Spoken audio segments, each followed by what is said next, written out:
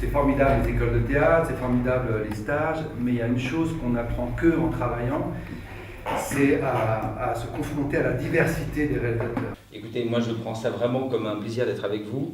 En même temps, c'est pas pour dire que vous êtes formidable tout le temps, parce que je pense que moi dans ma vie j'ai beaucoup plus avancé avec les critiques, même si c'est dur sur l'instant, qu'avec les compliments. Mais ça dépend comment on fait une critique. En casting, moi il m'arrive, je fais beaucoup les castings avec mes casting directors. Ce qu'on ressent là, c'est quasiment aucune valeur. On découvre toujours ce que les comédiens ont fait là. Quand on va à un casting, c'est de savoir si le rôle est pour vous ou pas pour vous. Parce qu'on a beau être un grand acteur ou une grande actrice, on ne peut pas tout jouer. C'est pour ça que les castings, il ne faut pas vous mettre martel en tête. Il faut en avoir rien à foutre. Vous n'êtes pas obligé de ramener absolument tous les paramètres qui vous permettront d'être juste. Il y a besoin dans un casting de voir si on va s'entendre, simplement. Donc finalement, l'acteur, ce qui va faire la différence, c'est le geste incroyable, le détail, cette chose qui va être tellement dans la vérité, si tu veux, de l'instant, qui va faire que le réalisateur, quand il va voir ça, il va le voir dans ses yeux, il va faire ses yeux. Quand tu as confiance en ton travail, tu n'as pas peur de la proposition des autres. C'est-à-dire, tu as prévu bleu, et tu as un mec qui dit « Ouais, moi je pense que c'est mieux rouge ». Tu peux lui dire « Attends, c'est moi le metteur en scène, donc c'est bleu ». De toute façon, quelle que soit sa demande à lui, tu vas arriver avec ta proposition et ce sera la tienne. Donc, à toi de faire en sorte qu'elle soit unique et puis à toi de t'amuser aussi dans le jeu. Imposez jamais un personnage, mais imposez-vous dans ce que vous avez de plus précieux, c'est-à-dire vous-même, en étant le plus naturel possible. Ça peut vous aider déjà de ne jamais, jamais, jamais, jamais remettre en question votre talent d'acteur et d'actrice. Moi, tous les acteurs que j'aime, ils savent profondément qui ils sont. Et du coup, ils arrivent à incarner ce qu'ils veulent. Plus on s'anime dans un moment, en donnant des accélérations et des échanges, de vraies conversations avec tout d'un coup les silences deviennent des effets comiques. Jouer avec les silences. Dans les silences, il y a un être humain. Après, il ne faut pas le faire faux, c'est-à-dire si j'y crois pas, c'est un faux silence. Mais ne vous précipitez pas, que dans le texte, il n'y a pas que le texte. Parfois, vaut mieux ne pas dire la réplique que de mal la dire. Quand je suis sur un plateau, je n'essaie pas d'avoir une prise et puis ensuite de l'améliorer.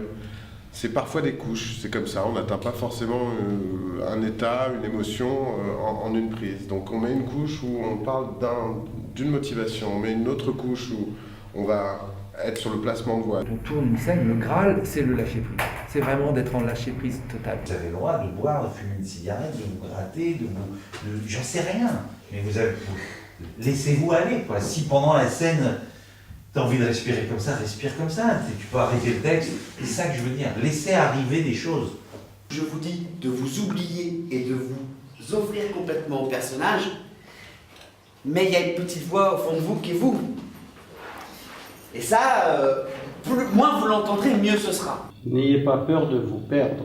Là, vous maîtrisez trop. C'est quand on ne pense plus au tempo dont je vais parler maintenant, c'est là qu'on commence effectivement à maîtriser une scène.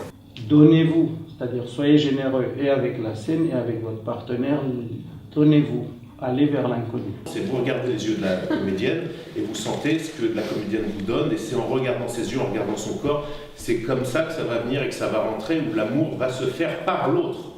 Il y a un truc qui est évident quand on veut être acteur, actrice, c'est qu'il faut avoir une générosité, il faut donner, quoi. Et ce qui m'intéresse, c'est que vous arriviez à sentir, vous, en tant que comédien, les moments où il y a quelque chose qui se passe et les moments où il y a quelque chose qui ne se passe pas. Parce que les moments où il n'y a rien qui se passe, c'est même pas la peine.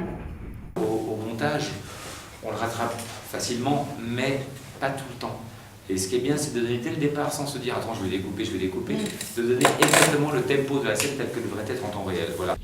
Il faut être le plus soi-même possible, le plus juste dans la rythmique, le plus juste dans la respiration, parce que c'est quoi le cinéma? C'est on vous voit à l'écran, on y croit ou on n'y croit pas. On ne voit que à l'écran ce qui se passe. Là, on ne voit pas grand-chose. Là, on est au théâtre et là, tout d'un coup, on a un regard, on a l'intensité d'un visage, il y a quelque chose qui prend. Le cinéma, tu vois, c'est l'art de montrer, pas de surexpliquer, pas de surligner avec un stabilo l'écran. Puisqu'on montre, il y a des choses qu'il n'y a pas besoin de dire.